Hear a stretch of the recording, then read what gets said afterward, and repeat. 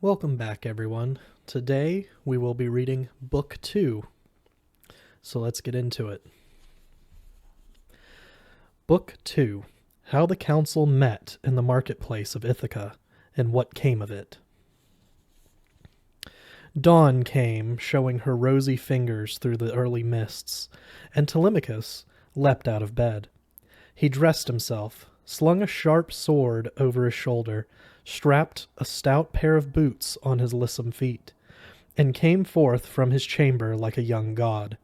He called the criers at once, and told them to use their good lungs in summoning the people to council.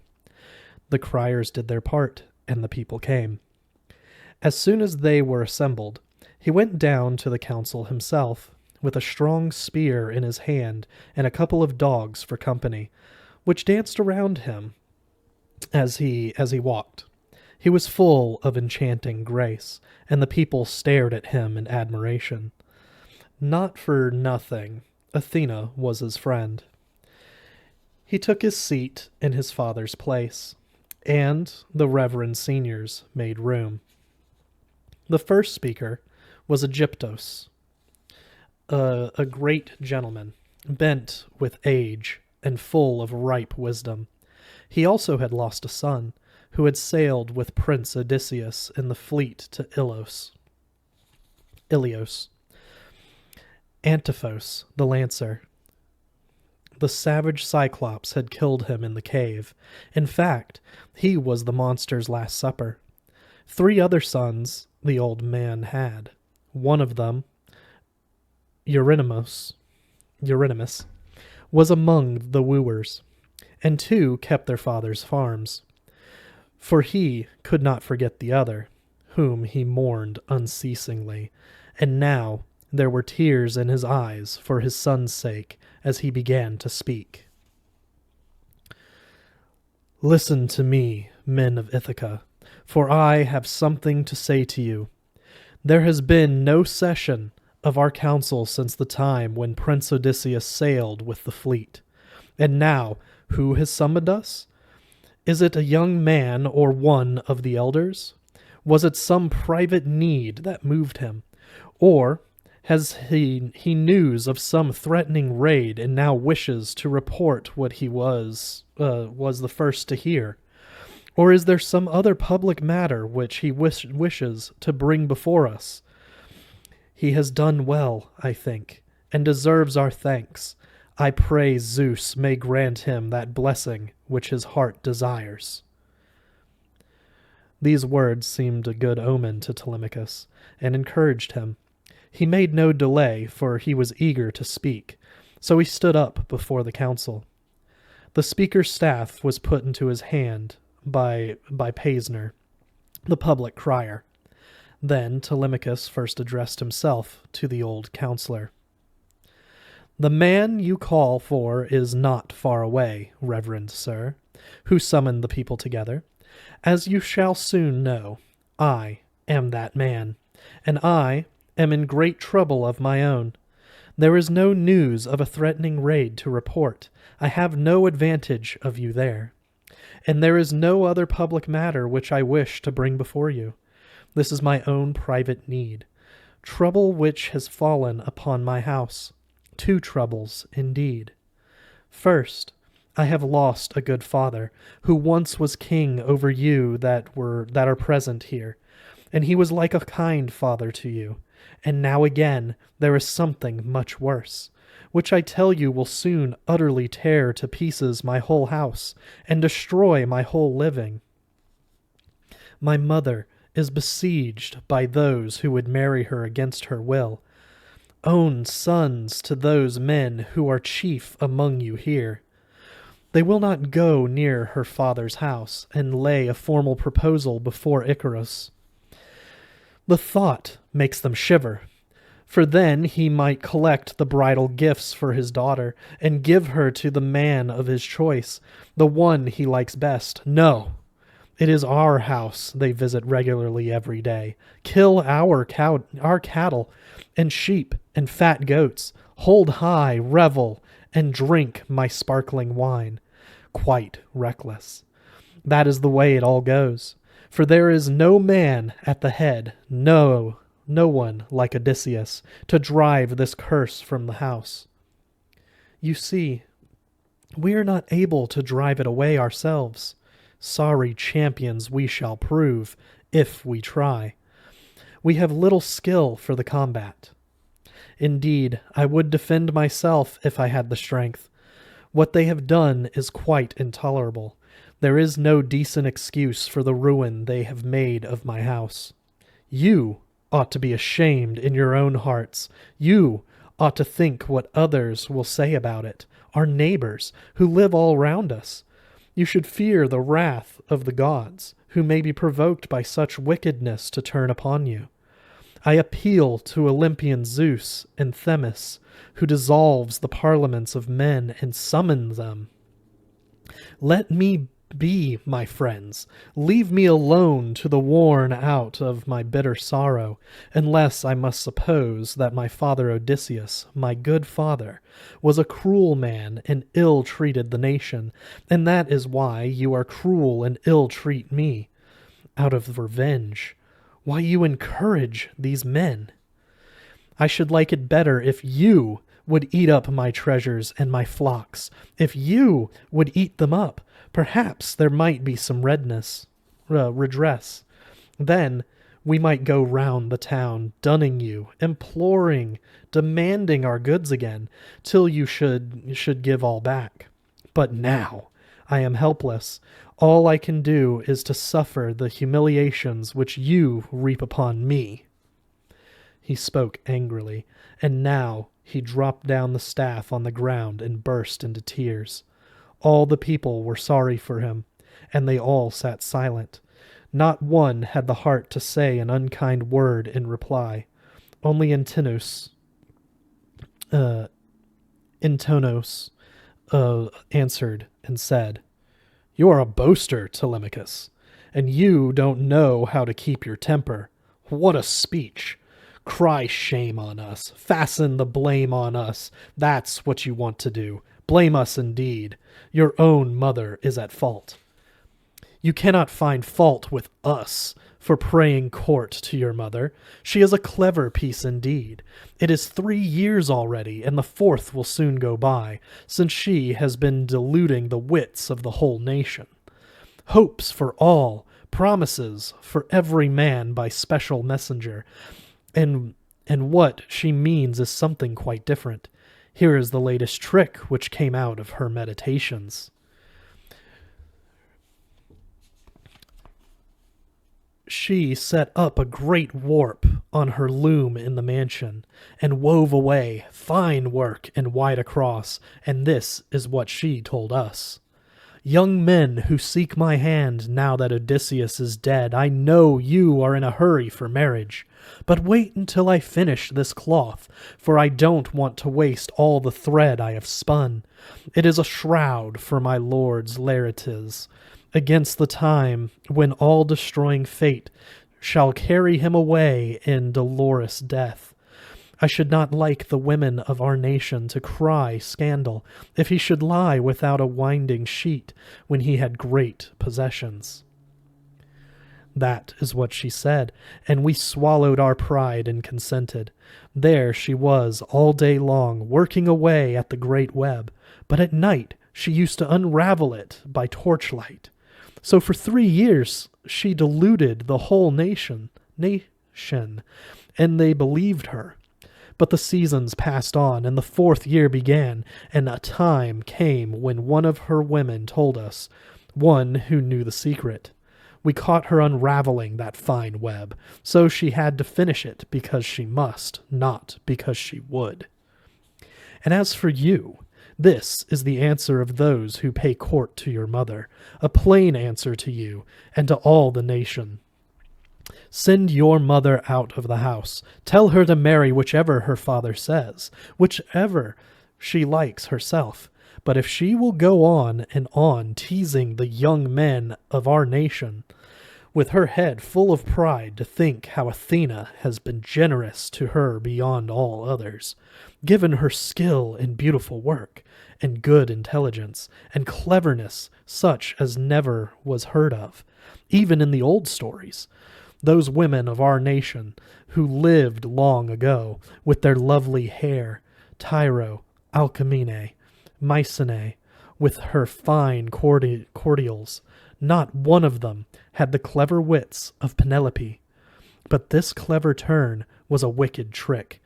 To put it plainly, we will go on eating up your living and substance just so long as God allows her to keep the mind she has now. She is making a great name for herself, but for you, goodbye to a great fortune. As for us, we will not go to our lands or anywhere else before she marries whoever may please her best out of the nation.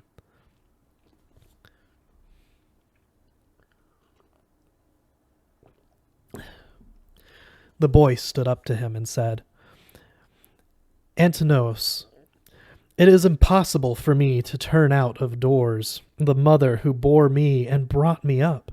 My father is somewhere in the world, alive or dead, and it is a hard thing for me to pay back all that dowry to Icarios. If I send away my mother of her own will, her father will be bad enough, but heaven will send me worse, for my mother will call down the dread avengers upon me, if she leaves home, and men will reproach me.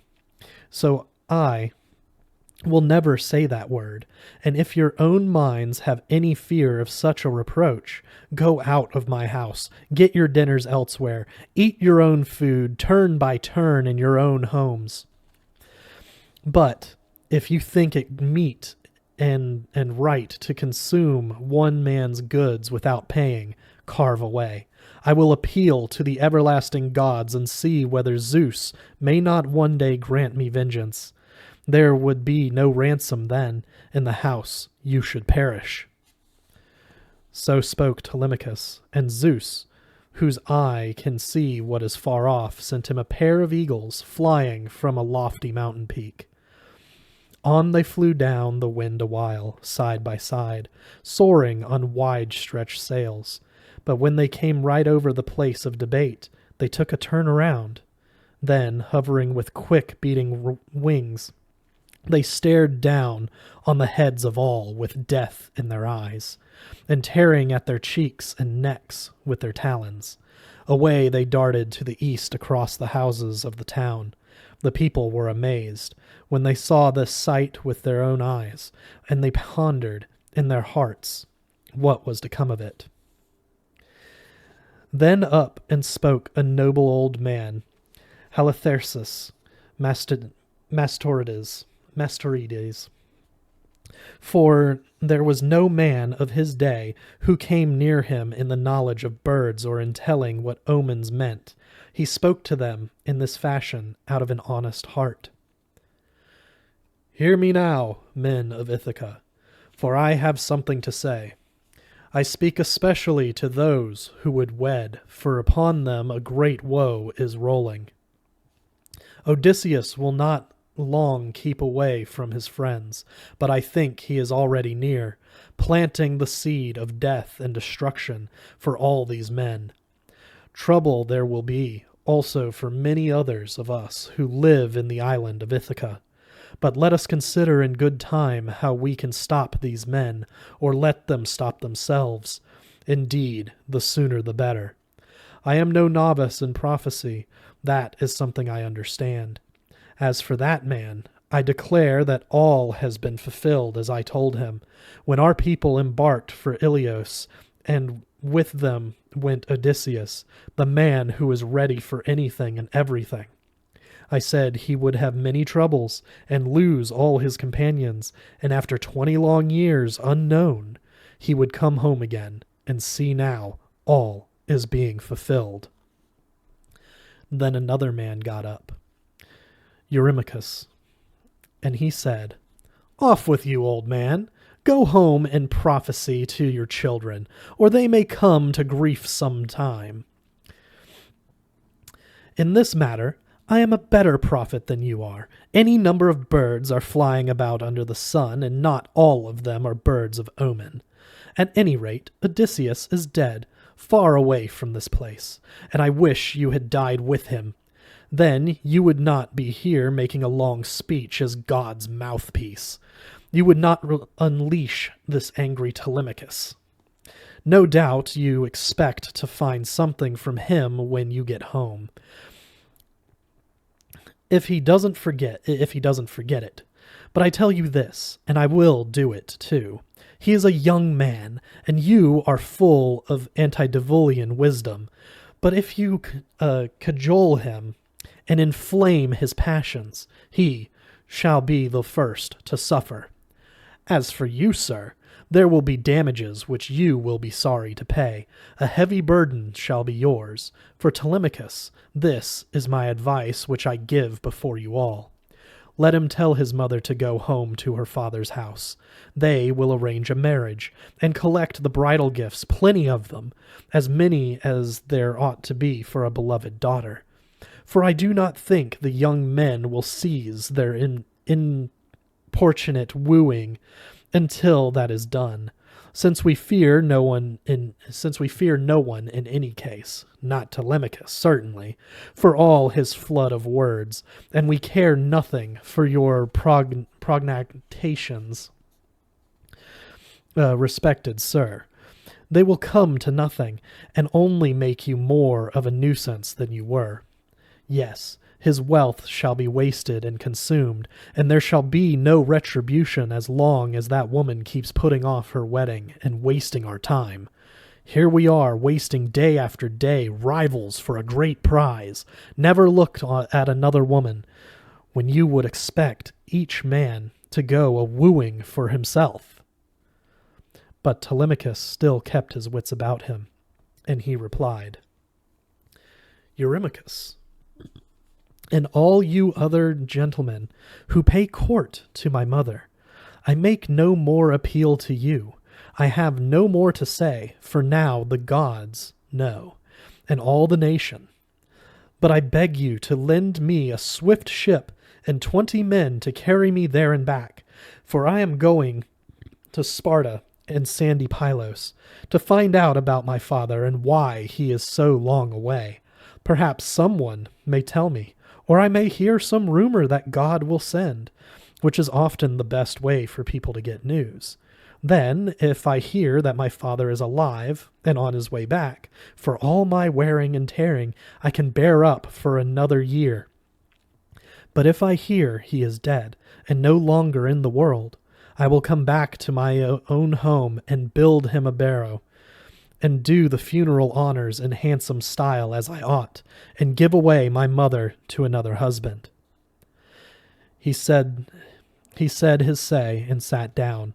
Then up rose Mentor, friend and comrade of the excellent Odysseus, to whom Odysseus had entrusted his whole house when he sailed away. They were to obey the old man, and he was to keep all safe. This is what he said, and very good sense it was.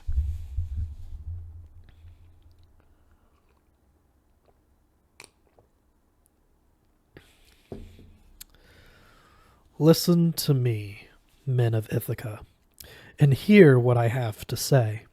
Let no man henceforth take the trouble to be kind and gentle. No sceptred prince.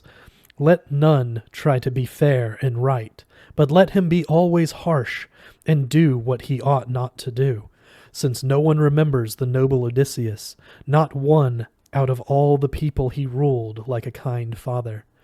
I do not grudge at the proud men who pay their court. If they act with violence in the mischievous bawdry of their minds, they stake their own heads when they devour the house of Odysseus with violence, and think he will never come back. But now it is you, the others, who make me ashamed. How you all sit mum when you ought to denounce them and hold back a few young men when you are many. Leocritus Euryrides answered him, Mentor, you mischief maker, you madman! What a thing to say! Drive them on to stop us? One against many is done. A many's too many for one, and fights for a super. Why, even Odysseus himself, if he came back to Ithaca and found a sturdy company feasting in his own house, and thought of driving them all out of hall, his wife would have little satisfaction, however much she may have missed him. But then and there he would die an ugly death, if he's one against many. What you say is all wrong. Come now, men, make yourselves scarce, away to your lands every one. As for this fellow, Mentor, shall keep him with his voyage, and Halitherus's, I practice this name all day, Halitherus's, since they have been friends of the family for ages. But I think he will have to sit here for a good long time and wait for his name in Ithaca. He will never bring off that voyage. With these words he broke up the assembly forthwith. They all made themselves scarce and went, each to his own house, and the pretenders went back to the house of Odysseus. But Telemachus went by himself to the seashore. There he washed his hands in the grey brine, and offered a prayer to Athena. Hear me, thou who yesterday didst come a god into our house, who didst bid me take ship over the misty sea, and inquire if my father is coming home, and why he is so long away. All this the people prevent, but most of all my mother's wooers, men, full of wicked pride.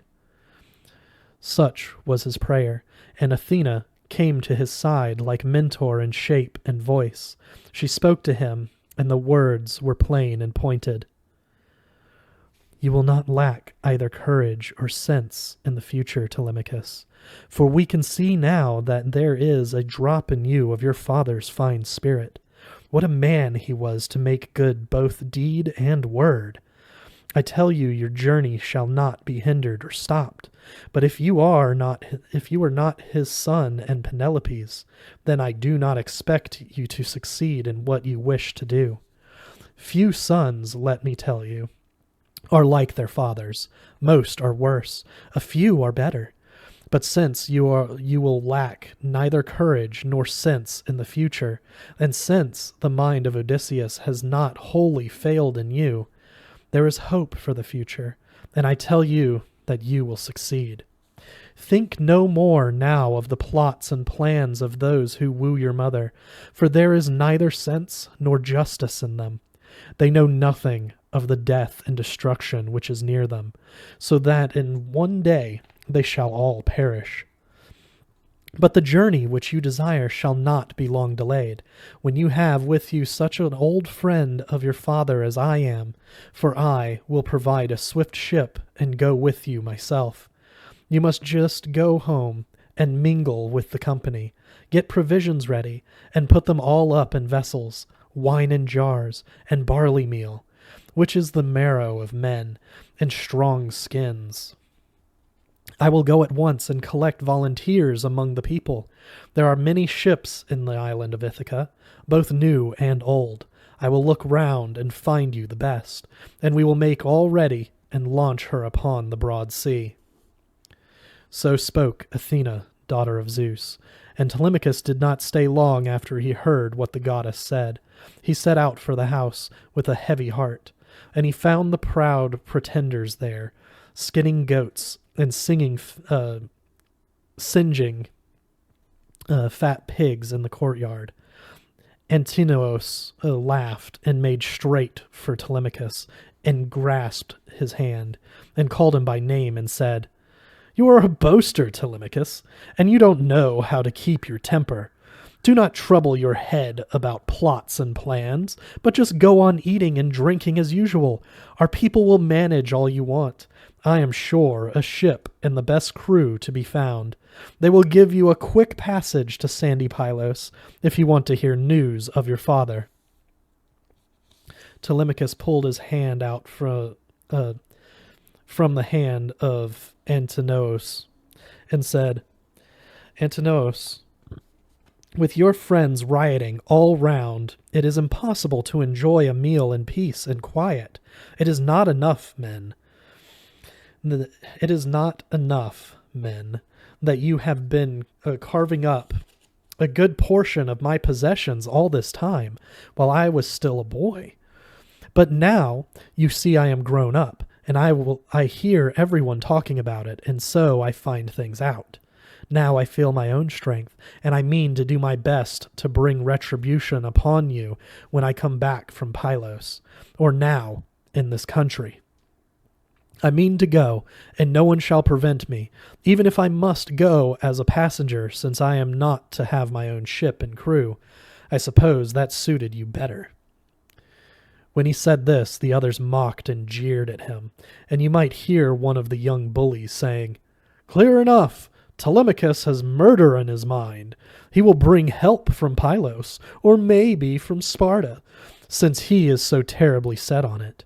Or perhaps he wants to go as far as Ithica, to bring some deadly poison from that rich land and put it in the cup and kill us all." Another of the young bullies would say, "Ah, but who knows? Once aboard ship, he may be carried far from his friends and perish like Odysseus. That would double our trouble, for we should have to divide all his goods among us. But we would give the house to his mother, for her herself, and the man who would marry her." So much for them. But Telemachus went down to his father's storehouse, a room lofty and wide, where heaps of gold and bronze were kept, with clothes and coffers and plenty of fragrant oil. Jars of delicious old wine stood there, full of that divine drink without a drop of water. There they stood in rows along the wall, ready for Odysseus when he should come home again, after all his troubles.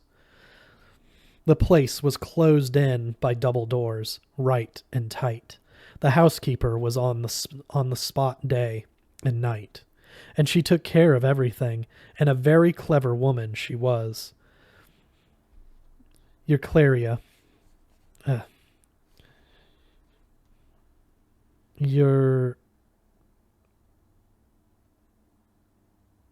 Eucleria. Okay, Eucleia, the daughter of Ops Pisines. Telemachus called her to the storehouse and said, "Come, Nanny, draw me some kegs of this fine wine, the nicest you have, next to that which you keep so carefully for your noble master. Unhappy man! All ready in case he should come from somewhere or other, if he can get clear of death and ruin. Fill me a dozen, and put a stopper on each. And a few skinfuls of barley meal, good skins properly stitched. 20 measures of good barley meal ground in the millstones. Keep this to yourself, and let all the stuff be put ready together. This evening I mean to fetch it away as soon as mother has gone upstairs to bed, for I am off to Sparta and sandy Pylos, to see if I can hear any news of my father." When he said this, his dear old nurse cried out aloud in distress and said in her downright way, "What on earth put that into thy head, love? Why wilt go to foreign parts, and they an only son, and reet well loved? He's dead, far away from home, my blessed Odysseus, in some foreign land. Aye, and if thy go, they'll up and plot mischief against thy by and by, to murder thee by some trick, and all that's here they will share among 'em. Stay thee where thee best. Sit down on thy property. What's the sense of wardening over the barren sea, and maybe happening an accident?" Telemachus only said, "Cheer up, Nanny. This is God's will. Let me tell you. Now promise me on your oath not to say a word to mother for 10 or 12 days, unless she asks herself and hears I have gone, or you'll have her crying and spoiling her pretty skin." When he said that, she took her oath, and this done with all due solemnity. She wasted no time, drew off the wine into kegs, packed the barley meal into the skins right and tight. Then Telemachus went off and joined the roysters.